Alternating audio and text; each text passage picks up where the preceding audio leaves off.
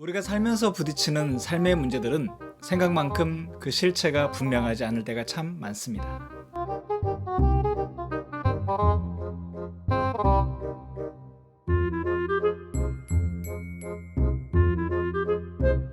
세상 자체가 애매함으로 가득 차 있기 때문인데요. 만일 우리가 경험하고 부딪히는 사건들마다 확실하고 분명한 단 하나의 답만 존재한다면 우리가 삶을 살아가는 지혜 따위는 필요가 없을 겁니다. 결국 우리 삶은 그 애매함을 극복해 나가는 과정의 연속일 텐데요. 그럼에도 애매함 속에 서로 말이 통하지 않아서 갈등하게 되는 경우가 참 많습니다. 왜 그럴 수밖에 없는지 그 이유를 함께 찾아보겠습니다. 우리가 하는 여러 경험들 가운데 우리의 감각 경험만큼 확실하고 분명한 것은 없는 것 같습니다. 아무리 정교한 논리와 해박한 이론이라 할지라도 직접 눈으로 봤다는 사람 앞에서는 기를 펼 수가 없습니다. 자기가 직접 눈으로 봤다는데, 자기가 직접 입으로 먹어봤다는데 그것을 어떻게 이겨낼 수 있겠습니까? 아마 그 경험을 이겨낼 재간은 없을 겁니다.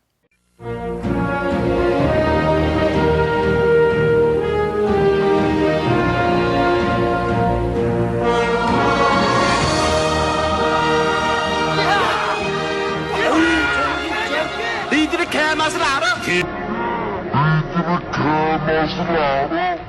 마치 신구 아저씨의 니들이 개맛을 알아? 라고 하는 이 면박 앞에서는 그대로 당할 수밖에 없는 것이죠. 그런데 이렇게 확신하는 감각 경험도 상당한 애매함을 가지고 있습니다. 지금 보고 계시는 문자는 무엇일까요? 다소 애매해 보이는데요.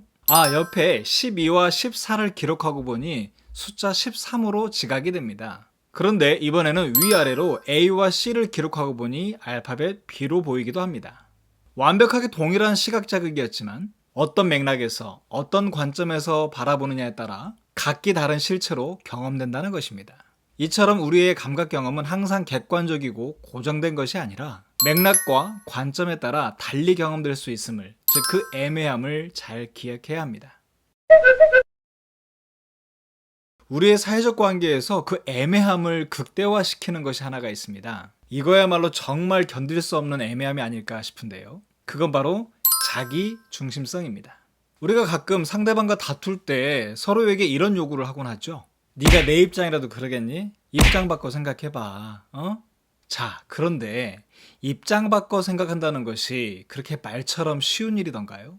우리는 각자가 처한 현재 자신의 위치와 입장에서 생각하고 말할 수밖에 없습니다. 그러면서 그것을 상대가 제대로 이해하지 못한다고 그 사람을 타박하곤 하죠.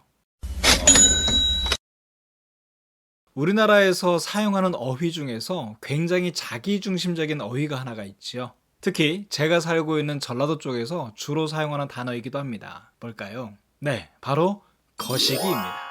거시기. 거시기는 무슨 뜻일까요? 네, 그냥 거시기입니다. 아따, 거시기 하네. 어떻다는 거죠? 아따, 거시기 하네. 어떻다는 거죠?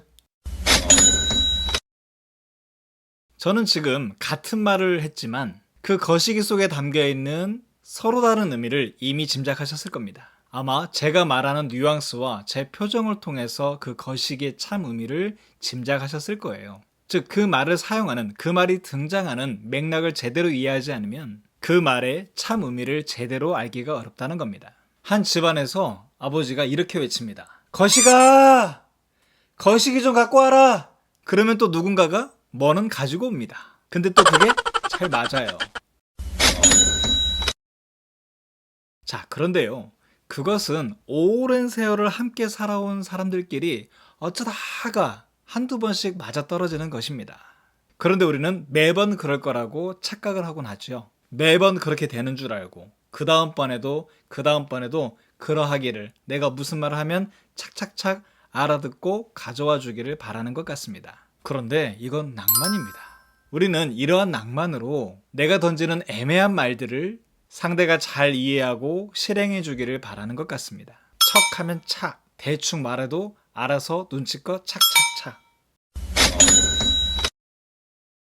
한 번은 제가 10수년 전에 한 지역의 복지관에서 상담팀장으로 근무를 한 적이 있었습니다. 복지관은 주로 사회복지사들이 많이 근무를 하고 있었고, 저는 주로 심리 상담을 하는 사람이긴 했지만 특별한 시기가 되면 너나 할 것 없이 일을 함께 해야 되는 그런 상황들이 있습니다. 주로 김장철이나 명절 때 그러는데요.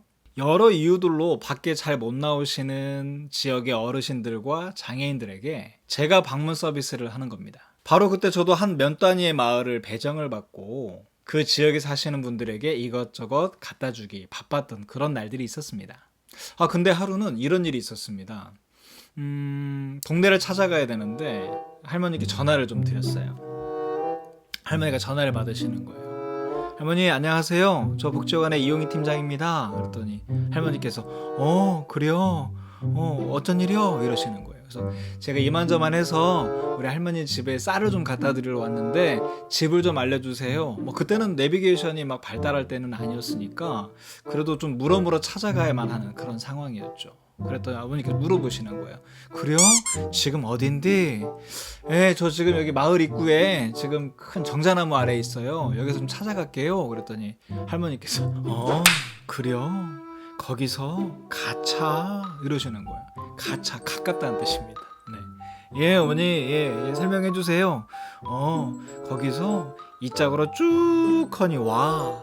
그러다가 저 짝으로 하부를 한번 획 틀어. 방향을 바꾸라는 말이에요. 그러다가 이쪽으로 쭉 커니 오면은 파란색 대문에 개 키우는 집이요 라고 그러시는 거예요. 자 그러면은 이 짝은 어디고 저 짝은 어딥니까? 그래서 제가 이제 무라무라 찾아갑니다.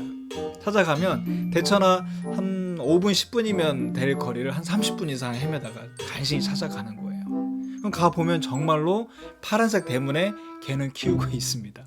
그런데 문제는 그 옆집도 파란색 대문에 개를 키우고 있고 그 옆집도 파란색 대문에 개를 키우고 있어요. 시골 마을이 그렇잖아요.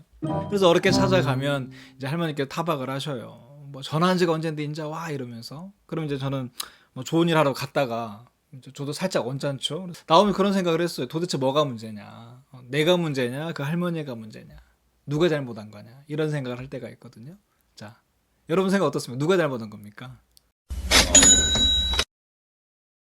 네, 사실 누구의 잘못도 아니죠. 아마 그 할머니는 최선을 다해서 저에게 설명을 하셨을 거예요. 어떻게? 네, 자기중심적으로.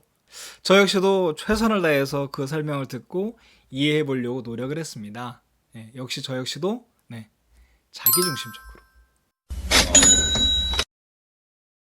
이런 영상을 본 적이 있습니다. 암소와 호랑이가 사랑에 빠졌다는 이야기인데요. 주변의 만류에도 불구하고 시작된 그들의 결혼 생활, 달달한 그들의 신혼 생활부터 한번 살펴볼까요?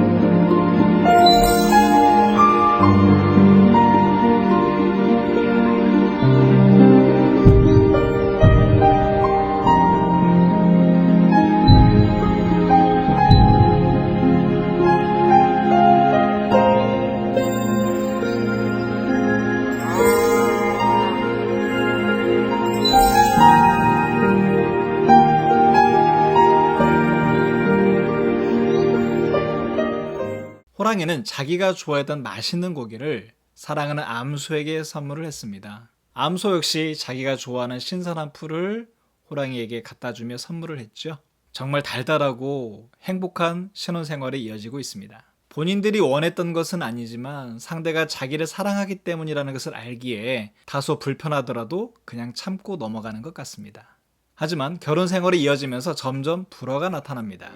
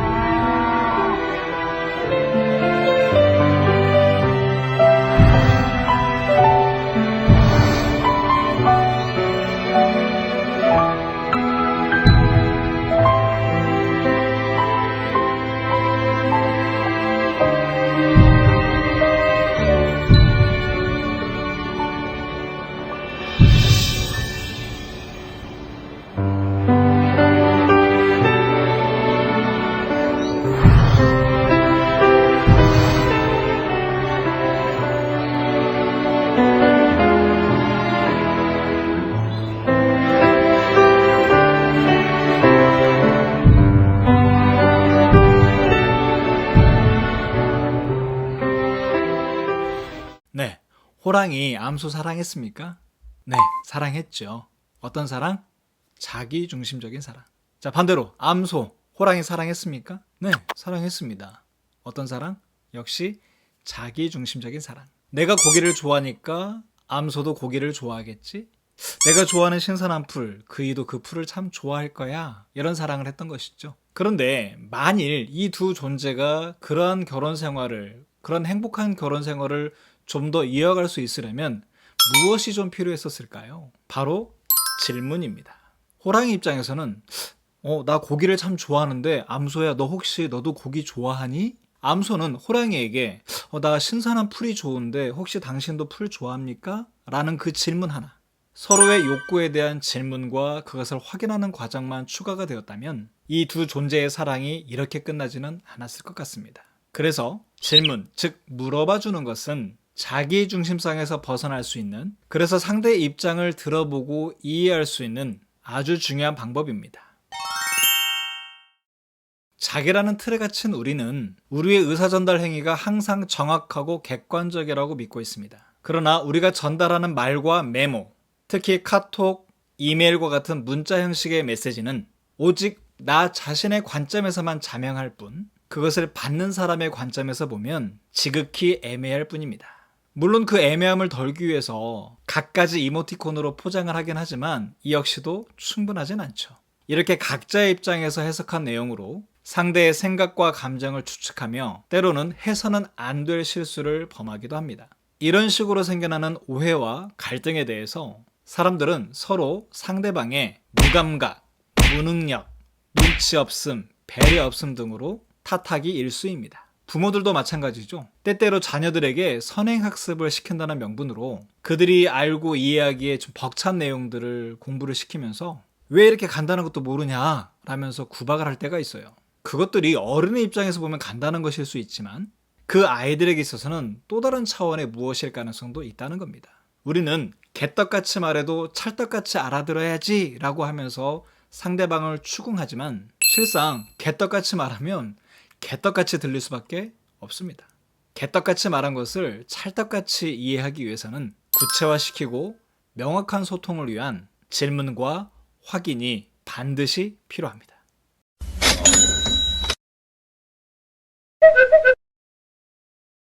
세상에서 가장 좋은 선물입니다. 상대방이 무엇을 생각하고 무엇을 느끼며 무엇을 좋아하고 싫어하는지도 모르면서 소통하겠다고 하는 건 욕심이다. 내 이야기를 하기 전에 상대방의 입장이 되어서 그 아픔을 느끼고 상처를 이해하는 것이 대화와 소통의 기본이다. 네, 오늘은 여기까지입니다. 오늘 영상이 여러분들에게 유익하셨다면 좋아요, 구독 꼭 부탁드리겠습니다. 저는 다음 영상에서 뵙겠습니다. 여러분들의 행복을 기원합니다. 고맙습니다.